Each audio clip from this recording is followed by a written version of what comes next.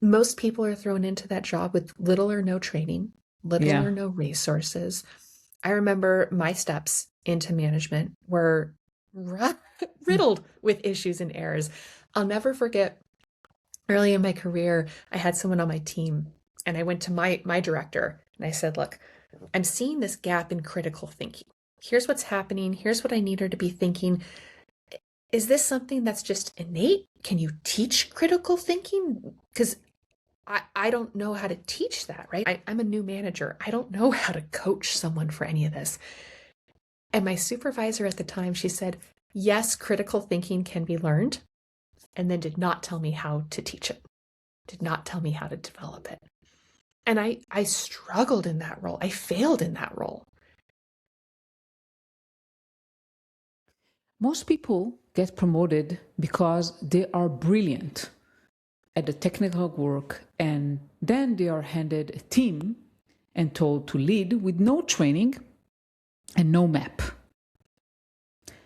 And my guest today is Megan Robinson.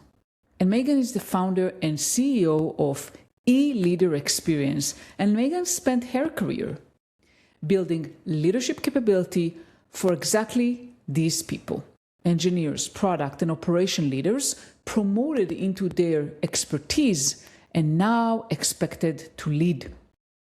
And if any of you felt like you're not really sure how to manage, you're a new manager, you're not sure how to do it, or maybe you're waiting for a title before you act like a leader, or maybe you keep doing great work and hoping someone will finally notice you, I want to invite you to listen to this episode with Megan. Hi, I'm Limor Bergman Gross. I'm the host of this podcast, From a Woman to a Leader, and we are here to help you, all the women out there, to grow and excel as the incredible leaders you are already. So let's dive right in. Hi, Megan. How are you? I'm lovely. How are you doing, Limor? Pretty good, not too bad. Very excited to talk to you today. We are we talked in our pre-call. We have a lot of shared kind of focus areas, and we said we're going to talk about leadership. So first, when you think about leadership, what comes to your mind? What is leadership to you? Ooh, I love John Maxwell's. I'm not a huge Maxwell follower, but I do love his definition of leadership, which is leadership is influence. Nothing more, nothing less. And for my company and my mission is to make leadership more accessible for everyone, Yeah. regardless of title, position, or experience. And when you break leadership down to just influence and wanting to make sure that you're influential, influencing decisions, have impact, it really makes it more accessible in that way. And it's something that we're all striving for. It's something that we all want to participate in, and it enhances our ability to get stuff done and to do what we want to and to move forward with intention. I share a very similar thought to you. So when I think about leadership, I like the book of Robin Sharma, The Leader Who Had No Title, because it talks exactly about what you mentioned, that you don't need anyone to hand you anything to be a leader. Anyone can do it. Everyone can do it. Not everyone steps into it. That's true. And I always look at it as leadership moments. We're faced with these opportunities, with these challenges. Again, not the title, but there are ways that we can influence situations. We may not be in control, but we have influence. Little Stephen Covey, right? Circle of influence versus circle of control. A little bit different. And so often we miss them or we forget about it. Leadership is for everyone because it really is. And it's leading yourself. It's leading your community. It's leading your family. It's leading your friends. It is leading an organization or a team or a direction. And it permeates every aspect of our lives. Yeah, but you think what I see a lot, both in my practice and also, to be honest, in my own career journey, that a lot of women, and I'm sure that also some men, are waiting for permission, are waiting for a title, are too bogged down by the definition of the roles, and they're afraid. They're afraid to do something they were not asked to do. Have you seen that? Have you experienced that? Oh, absolutely. This hesitation to step into it, this hesitation of not my responsibility, not my title, not something I should do. Um, Part of it, I mean, we all come to those conclusions in different ways. Part of it, you've tried something in the past and it hasn't worked, and you have a little. I was talking with an earlier call about the PTSD we get from Yeah, organizations, or just the baggage that we yeah, carry from one place to another. So you don't step in, you don't think it'll work. Part of it is, I'll say, behavior or personality style, where some people are more outgoing and some people are more reserved. Just different styles or behaviors of ways that you naturally engage with the world. Part of it is just awareness, right? People don't even know that that's something they could do. They haven't thought of it. They haven't seen it modeled. They didn't know it was an option. Um, that kind of imagination with it. But I think the biggest gap in a lot of this is, frankly, expectations. And I talk a lot about leadership expectations and what's expected of a leader. And I think that's even true individual contributor all throughout the rungs, or all throughout life, is we expect people to behave in a different way, or we expect them to speak out if there's something wrong, or we expect them, and they don't know that we have those expectations. They don't know that they should be doing that, or they could be doing that. And it's never discussed. It's mm, always these assumptions that we're making for people. It's assumptions that they're making themselves. And it's really hard to break through those without consistent effort and attention. I'll say, just say intentionality with that, of challenging things yourself, trying to look strategically or objectively at something, and continuing that process of evolution, we'll say. yeah. So let's talk a little bit about the evolution from IC to a manager. That's a big step. It is. Um, and I think especially in technology, right? Most people are great technical experts, and they're high ICs, right? Individual contributors. They're so productive. They're the star of the team, the star of the Yeah, show. And they're like, here, now you're manager. yeah. I can share that when I started managing, I had no clue what I was doing, to be honest. Absolutely no clue. No one does. And it's not alone. Most people are thrown into that job with little or no training, little Yeah. or no resources. I remember my steps into management were riddled with issues and errors.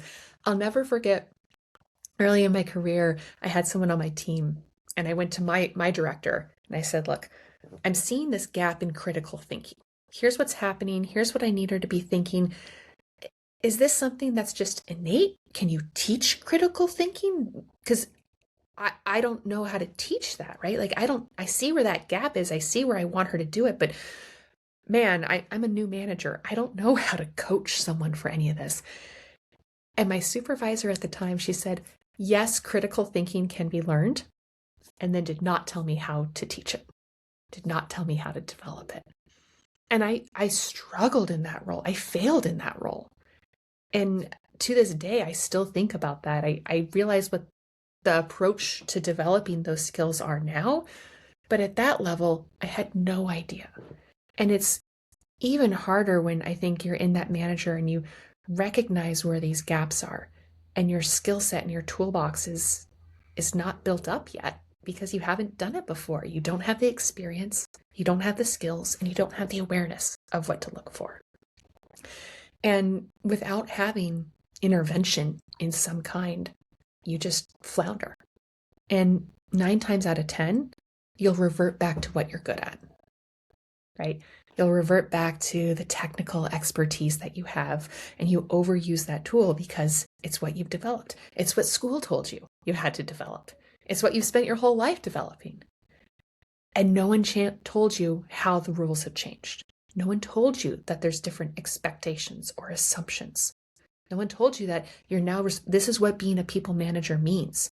This is what you spend time with doing.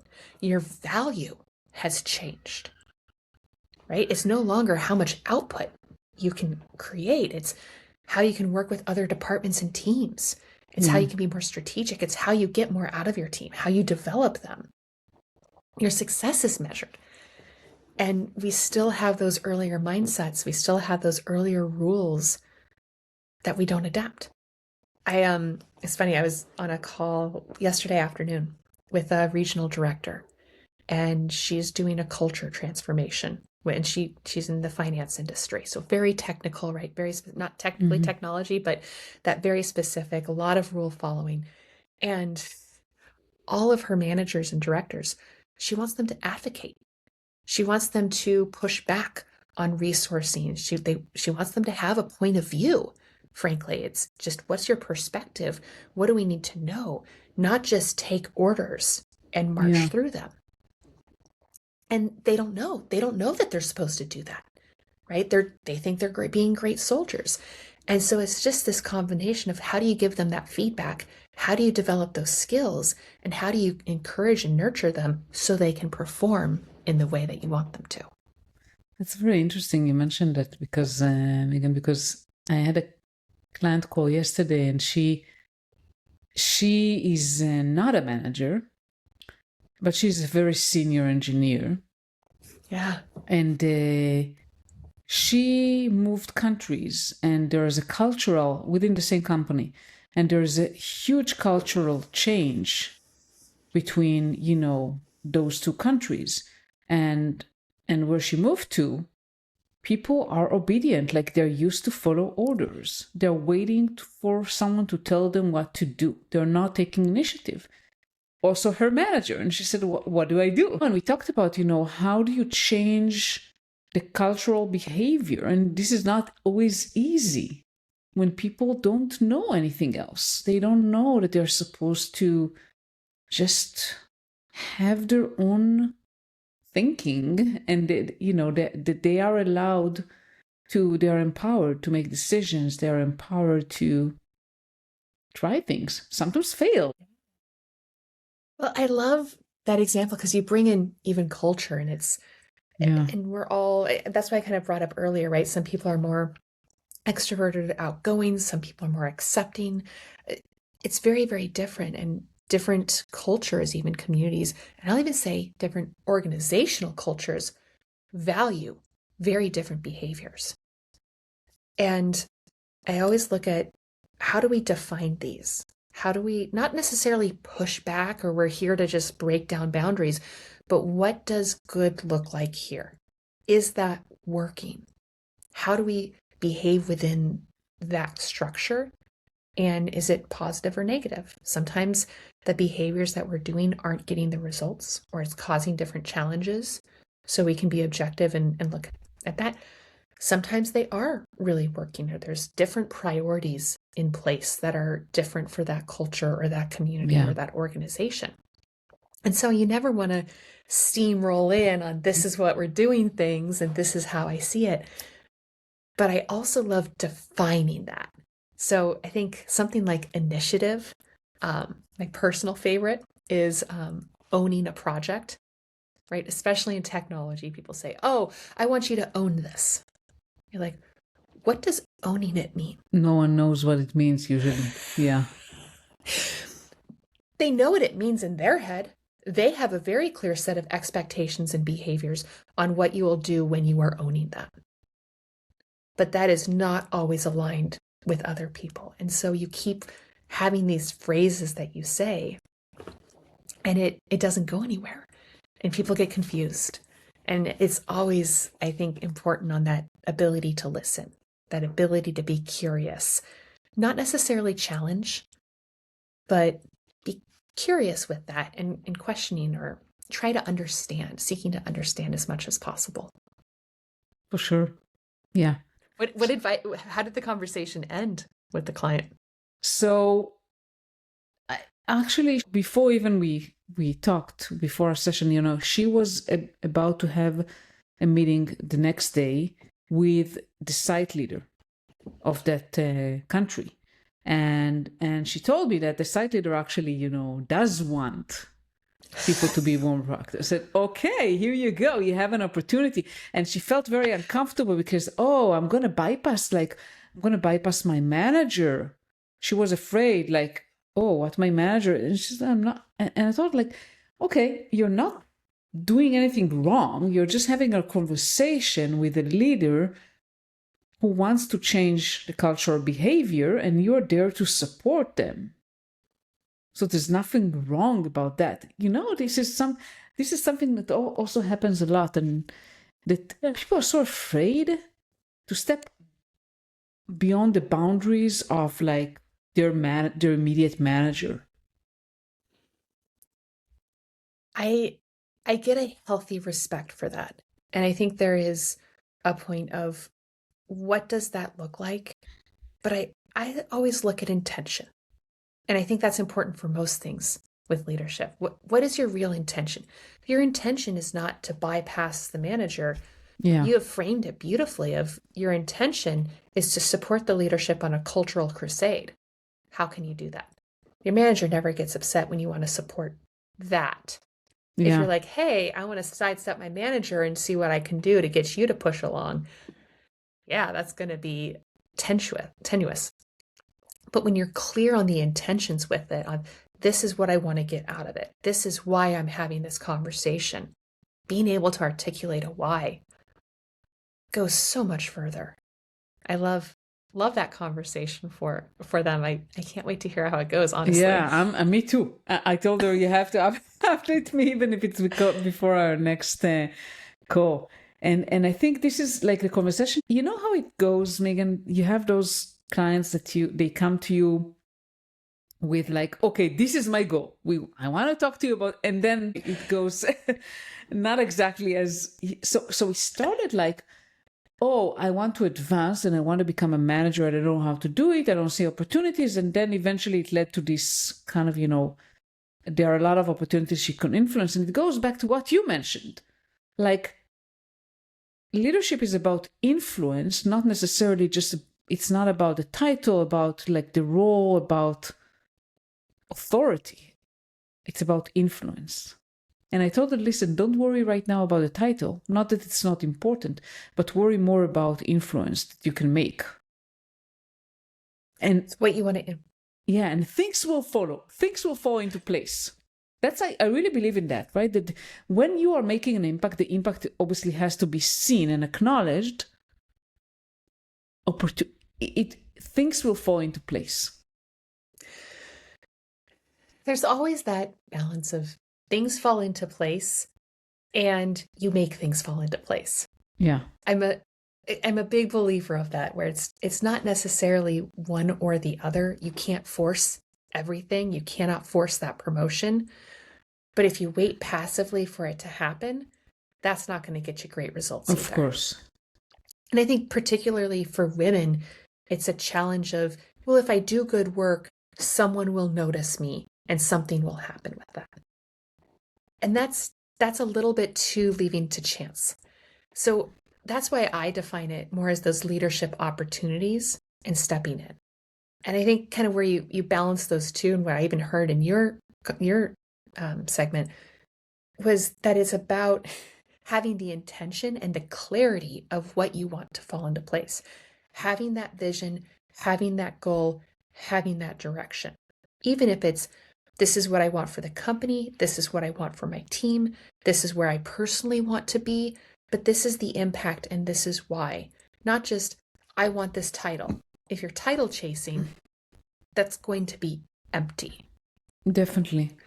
And I think that I would clarify. So I definitely agree with you, Megan, that we shouldn't wait for anyone to notice, right, what we're doing. We should aim for making an impact, but also like clearly saying what we want. Because a lot of times women I talk to it's holding them back just because, okay, I don't see right now an opportunity to be a manager, for example. So it's just kind of a block, a mental block. Okay, there is no opportunity, so I have to just keep doing what I'm doing. And I guess I was encouraging her to, okay, make an impact. You have an opportunity here to make a huge impact and work with leaders that are even much more senior than your manager. And eventually that can serve you with your career goals. Stepping into those opportunities, not being afraid of what's there, leaning into it, even if it's outside a job description or if it's ancillary, but finding those pieces, I think, are critical, whether it's the relationship building, the projects, the high visibility projects. I'll even say, frankly, having a clear point of view on something and being able to articulate that to other people. All of that is some real fundamentals of learning and growing. Again, it goes to kind of that curiosity, but that relationship building, those are all pieces that once you've taken those steps, when the opportunity comes up, you're ready for it. And when people recognize you and your value, they will think of you. Your name will come up.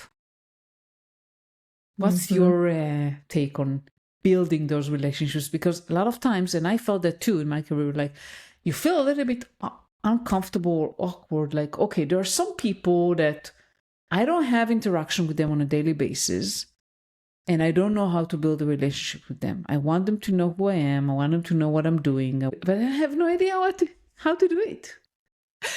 Well, I always look at it from the clarity of why. It's not just a self-serving purpose. Yeah. So I go back to an old marketing or sales technique. Have you heard of WIFM before? What's in it for me? Yeah. Or what's in it for them? Yeah. Yeah. What's in it for me? What's in it for them? And I look at it as not just relationship building. Hey, it's nice to know you. Do you have kids? What do you do on the weekends? Whatnot, right? It's understanding their business. It's understanding their situation. It's understanding the context of the organization. That's what makes you valuable. When you build those cross-department relationships or conversations, you learn what their challenges are. You learn how you collaborate better. You learn when you should reach out to them. So I was coaching someone actually in manufacturing, and he was in safety. He just got promoted into a new role. My first question, by the way, is always, what's changed? Now that you're promoted, what's changed? And you have to know what's changed. But the second is he actually went on a roadshow and talked to the different departments and teams and created more of what his department's vision was. What did they want to be?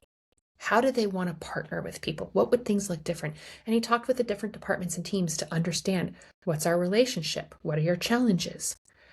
When would you reach out to us? How should we collaborate? Very simple, basic questions, but they're relationship building questions, their credibility. It helps you understand the business better, because I'll say business acumen is sorely missing. Yeah. And it gives you the context of why and when, and it makes you a better partner, and it makes you more valuable in the organization because you are managing those stakeholders at the right times with the right information that is critical for success. When he was going on this roadshow and working with different teams and departments, he went to engineering. And he said, great, when would you reach out to us? Right? Engineering, safety, kind of important. The engineer said, never. Wow. And it was just this moment of, well, that's a problem.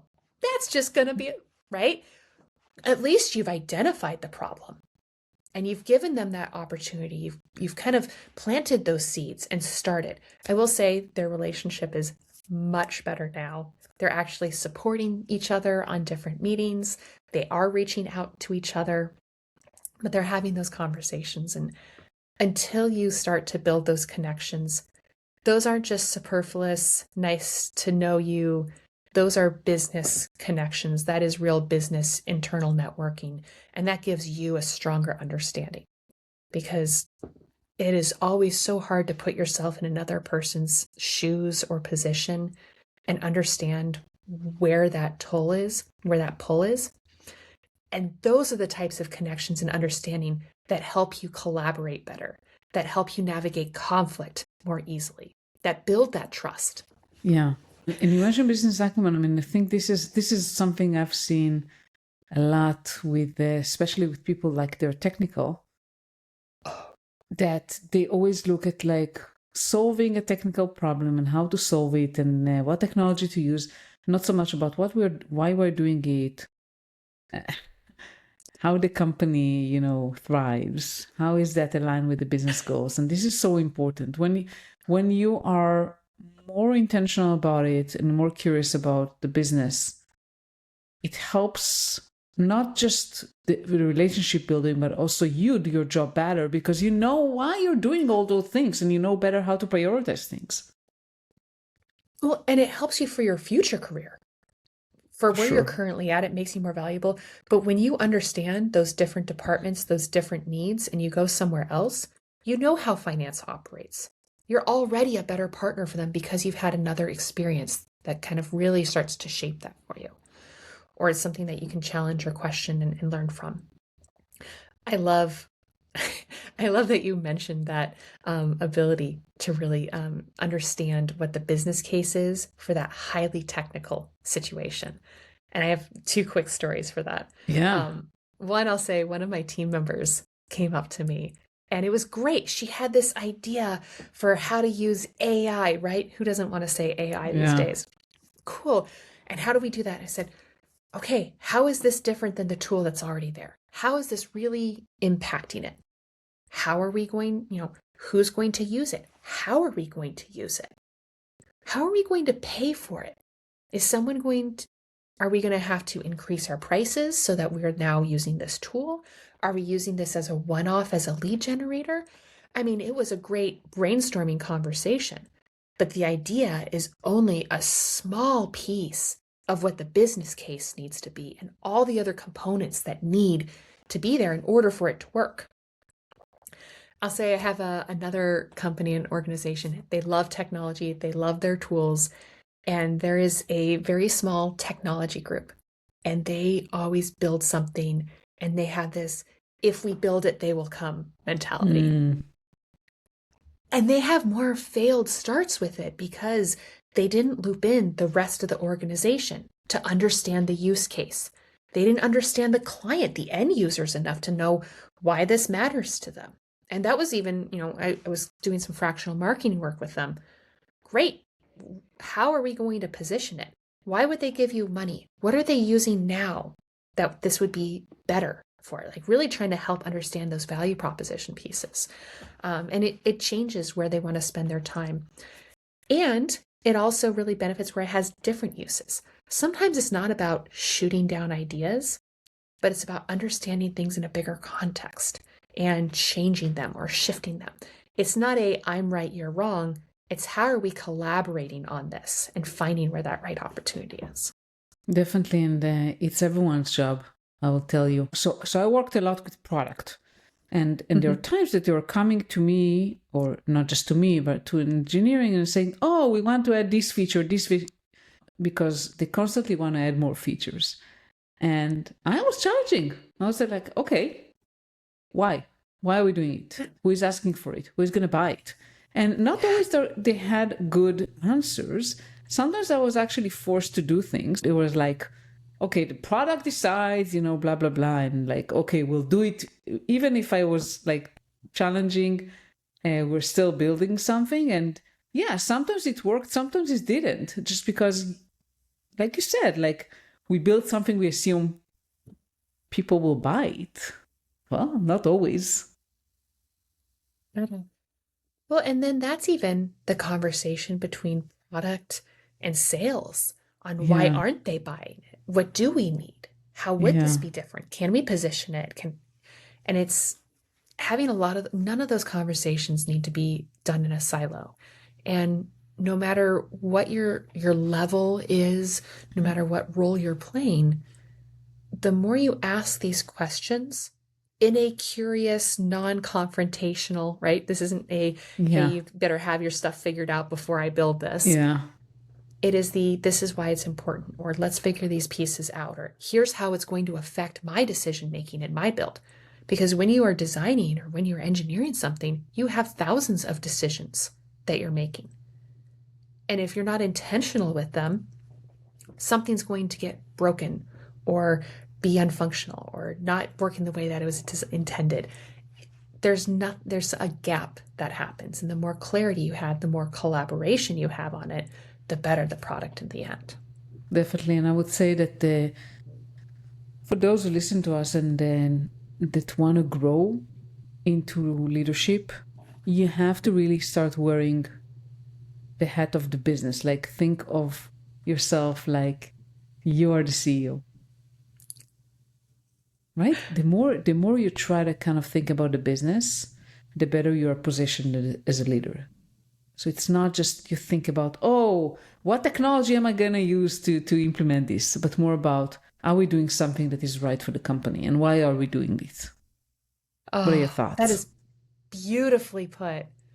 I love that. You have to be thinking more about the business. It's so true. The more focused you are in your team, your department, your product, your skill set, the more narrow you get, the less value you add. The more you're thinking broader and more about the business and about the constituents, I can't say that word, the stakeholders, about the clients, about the departments, about around the needs, the more Yeah. value you're bringing, the more perspective. And I will say, it's especially for the technology, right? The engineers, it's not about having the answers. And I know that's a hard one where Yeah. you don't ever, it's almost like the lawyer approach. Don't ask a question you can't answer. That is not what leadership is about. It's about being vulnerable. It's about learning about that. It's about building that bigger picture. It's about being not afraid to ask the question without having an answer because you're truly curious and want to learn about something. Love That's a that. very different approach. Love Oh, that. that's wonderfully put, Lim. Yeah. So I think it's a wonderful way to end our episode today. And I wanted to ask you, Megan, first of all, if there's anything else you want to share that we haven't touched today that is important for you to share. Well, I will say we touched on a lot, but just coming back to the expectations and assumptions, because I think that that really is an underlying piece of what we're talking here. Even, the assumptions that you're making about the business or the expectations that you're putting for yourself around your role or the assumptions you make of what you can or cannot ask or do or say is probably, I don't want to just say holding you back, but limiting your value. It is limiting their ability to contribute wholly or fully. And so the more clarity you have around those expectations, the more you address the assumptions you're making. And it can even sound like, hey, the assumption I'm making is Yeah. I'm not supposed to bring up this challenge, or the assumption I'm making is this isn't the right time to voice my concerns. Cool. If you put it out there of what those assumptions are, people are able to confirm or deny them. And at least you know if you're on the right track or not. But giving yourself that space and that permission to address them will open up so many more opportunities for you and provide you the clarity, because some of those assumptions I guarantee aren't correct. And the longer you hold on to them, the more disservice you're doing. Love that. Incredible. Megan, it's been a pleasure. And tell our listeners where they can find you. Absolutely. My company is eLeader Experience. So you can find us at eleaderexperience.com. You can look me up on LinkedIn as well if you'd like to connect there. And my email is Megan, MEGAN, at eleaderexperience.com. Fantastic. Thank you so much. It's been a pleasure having you here today. It's a wonderful conversation. You have such a thriving community and important, particularly for this space and this need to really understand what it is so that women in technology don't get held back, they don't limit themselves, and they're able to truly thrive. Absolutely. That's what we do here. Thank you. Exactly. Thank you.